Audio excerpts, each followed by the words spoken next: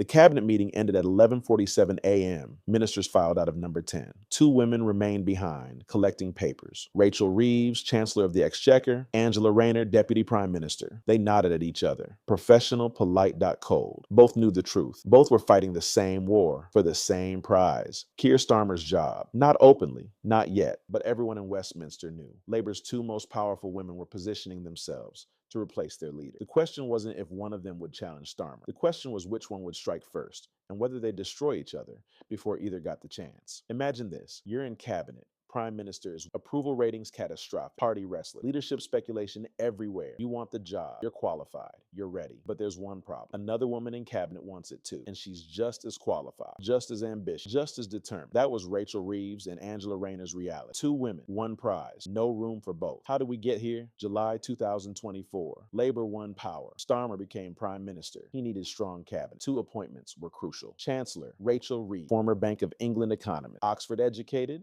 markets trusted her. Economic credibility personified. Deputy PM, Angela Rayner. Working class roots, trade union background. Party's heart. Members loved her. Perfect balance, brain and heart. Establishment and grassroots. On surface, complementary team. In reality, competition from day one. Because both women had same ambition. Both saw themselves as future prime minister. Both believed they were better than Starmer. August 2024. Early signs appeared. Reeves gave economic speech, positioned herself as responsible grown-up fixing Tory mess media coverage. Reeves shows leadership Starmer lacks. Rayner noticed, gave her own speech week later about workers' rights, social justice, labor values. Media coverage, Rayner reminds labor what it stands for. Competing narratives, competing visions, competing leadership styles. The race had begun. September 2024, party conference. Both women delivered major speeches. Reeves went first, talked economic plan, fiscal responsibility, market confidence, competent, professional, safe, standing ovation, but polite, respectful, not passionate. Rayner went next day, talked inequality, working families fighting Tories, emotional, authentic, fiery, standing ovation, ovation. Louder, longer, more enthusiastic. The contrast was stark. Reeves was head, Rayner was heart. Question was, which did Labor want? October 2024, first crack showed. Policy disagreement over housing. Reeves wanted market-based solutions. Rayner wanted government intervention. Should have been resolved privately.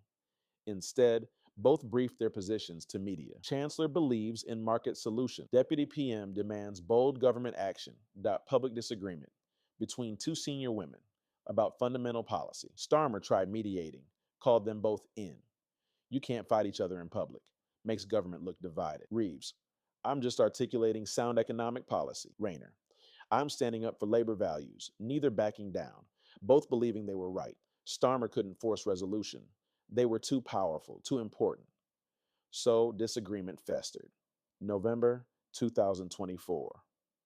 Polling showed Starmer's weakness. Approval ratings falling, labor leads shrinking, public disappointed with government performance.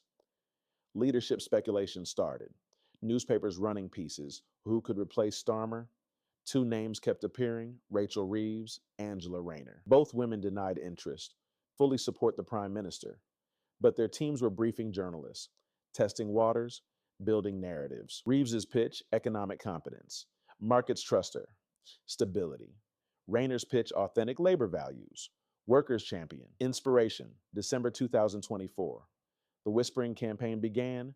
Reeves's allies briefing against Rayner, not by name, but implications clear. Some in cabinet prioritize ideology over economic reality. Populist rhetoric sounds good, but doesn't solve problems. Labor needs serious leadership for serious times. Everyone knew they meant Rayner. Rayner's allies fired back, also not by name. Some in cabinet have forgotten why we're Labor Party. Economic orthodoxy isn't same as economic justice. Labor needs leader who understands working people. Everyone knew they meant Reeves. January 2025, 6 months into government, the divide deepened. Budget preparations. Reeves as chancellor controlled process. Rayner as deputy PM wanted input. Reeves kept her at arm's length. Treasury handles budget. That's how it works. Rayner pushed back. Major government policy requires cabinet consultation. You'll see it when cabinet sees it. I'm deputy prime minister. I should be consulted earlier. And I'm chancellor. Budget is my responsibility. The argument reached Starmer. He sided with Reeves. Chancellor has authority over budget. Rayner was furious, felt sidelined, diminished. She started building alternative power base. February 2025. Budget delivered. Reeves's moment, fiscally cautious, market friendly, modest spending increases. Responsible. Business community praised it. Finally, grown up in charge of economy. Labor backbenchers were disappointed. Where's the ambition? Where's the transformation? Rayner positioned herself with disappointed MPs. I share your frustration. We need bolder vision, not direct criticism of budget, but clear signal she'd do things differently. March 2025. Local elections approaching. Labor needed strong performance. Both women hit campaign trail. Reeves campaigned on economic record. We've stabilized economy. Restore fiscal responsibility. Rayner campaigned on labor values. We're fighting for working people. Standing up to vested interests. Different messages, different appeals. Testing which resonated more with voters. Results came in mixed. Labor held most seats but lost some key areas. Reeves's team. Economic message worked where it mattered.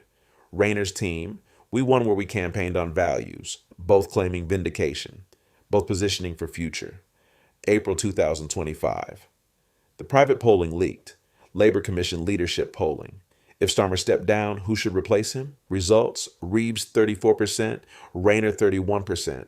Others far behind. Statistical tie: no clear frontrunner between the two women. The leak was deliberate. Someone wanted them to know, you're equals.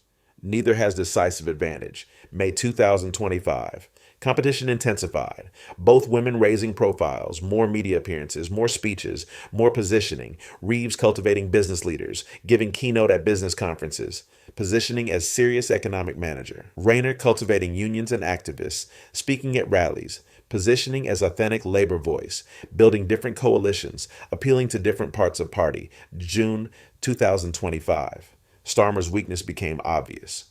Approval rating hit historic low, worse than any labor PM since records began.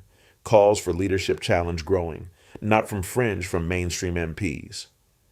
Questions shifted from will someone challenge to when will someone challenge. Both women's teams went into overdrive, not announcing candidacy, but preparing. July 2025, the test vote, confidence motion in Starmer's leadership. Triggered by backbench unrest, he won, but barely, 55 to 45. Historically weak for sitting PM, the vote revealed something crucial. Labor was divided between Reeves and Rayner factions. MPs who backed Starmer split roughly evenly between those loyal to Reeves and those loyal to Rayner. The two women controlled roughly equal portions of parliamentary Labor Party. Stalemate, neither strong enough to win outright, but each strong enough to block the other. August 2025. The summer of positioning. Reeves gave major speech on economic policy, outlined 5-year plan, serious, detailed, technocratic. Media loved it. Reeves shows prime ministerial gravitas. Rayner gave major speech on social justice, personal stories, emotional appeal, authentic. Media loved it. Rayner connects where Starmer can't. Both getting positive coverage, both building prime ministerial image. September 2025. Party conference again. Starmer gave leader's speech, underwhelming applause, polite but not enthusiastic. Reeves gave Chancellor's speech next day, strong, confident, vision for economy, bigger applause than Starmer got. Rayner gave Deputy PM speech day after. Passionate, moving vision for society, even bigger applause, standing ovation, genuine enthusiasm. The contrast was devastating. Both women outshone their leader. Speculation exploded. Is Starmer finished? October 2025. The briefing war escalated. Reeves's allies to press. Party needs serious economic leadership. Can't win election on good intentions alone. Clear implication? Rayner too ideological. Not serious enough. Rayner's allies to press. Party needs authentic voice. Can't win by sounding like Tories on economy. Clear implication? Reeves too cautious. Not labor enough. No names mentioned, but everyone knew who was attacking whom. November 2025. Major policy split on NHS Reeves. We need private sector involvement to increase capacity. Rayner NHS should be fully public. No privatization. Public disagreement in cabinet leaked immediately to press. Reeves and Rayner, at war over NHS. Starmer couldn't control them anymore. Both too powerful, both too ambitious. December 2025, end of year. Assessment time, Starmer's position, weak approval, catastrophic party losing confidence. Reeves's position, strong with business, moderate MPs, southern constituencies. Rayner's position, strong with unions, left-wing MPs, northern heartlands. Neither strong enough to win leadership race outright, but each strong enough to stop the other winning. The problem was becoming clear. If both ran, they'd split anti-Starmer vote. Starmer might win by default. Someone needed to back down. Neither would touch January 2026. New year, new crisis, economic troubles mounting, growth stalling, unemployment ticking up. Reeves, as Chancellor, took blame. Failed economic policy. She defended herself vigorously, but damage done. Rayner saw opportunity, didn't attack directly, but positioned herself as alternative. When I'm in position to influence economic policy more directly, we'll see different approach. Translation, make me PM and I'll do better. The gloves were off. February 2026. Reeves struck back. Major speech positioning herself as only viable alternative to Starmer.